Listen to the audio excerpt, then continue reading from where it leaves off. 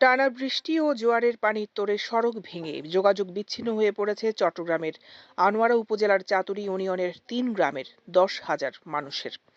ফলে শিক্ষার্থী সহ স্থানীয় বাসিন্দাদের চরম দুর্ভোগ পোহাতে হচ্ছে। ওই ভাঙা অংশ দ্রুত সংস্কারের দাবি জানিয়েছেন এলাকাবাসী। গত বৃহস্পতিবার ও শুক্রবার ২ দিনের টানা বৃষ্টি ও জোয়ারের পানির তোড়ে চাতুরী, কিয়াগড় ও সিংহরা সংযোগ ৩ গ্রামের যোগাযোগ বিচ্ছিন্ন হয়ে পড়েছে। এতে চরম দুর্ভোগে পড়েছেন ওই সড়কে চলাচলকারী প্রায় ১০,০০০ বাসিন্দা।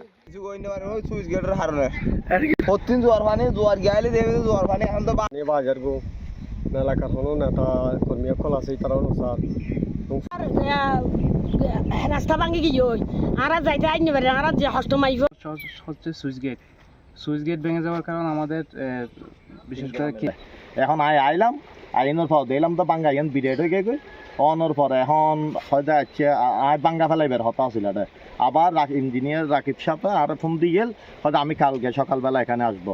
আজকে সকাল 11টার দিকে রাকিব সাহেব এখানে এসে সরজমিনে এখানে তদন্ত করে দুটোটা বাঙ্গা দেখছে, এখানে একটা আর ওই ব্রিজের নিচে আরেকটা, ওইটা অনেক বড়। এগুলা সোমবারের মধ্যে অফিস যখন খুলবে তারপরে একটা কি ব্যবস্থা করা যায়। শুক্রবার বিকেলে সরেজমিনে গিয়ে ও স্থানীয়দের সঙ্গে কথা বলে জানা গেছে, গত কয়েকদিনের টানা বর্ষণ ও জোয়ারের পানিতে সড়কের 2টি অংশ তলিয়ে যায়। ফলে পুরো সড়কে যান চলাচল বন্ধ হয়ে যায়।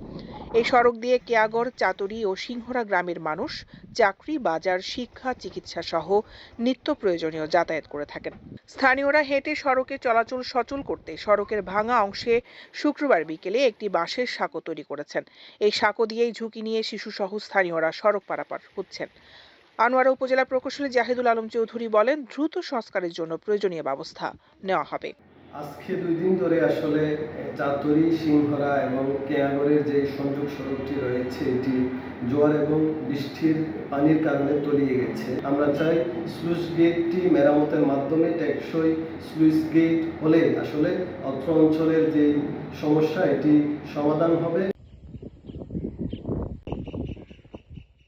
দৈনিক আজাদী নিউজ ডেস্ক।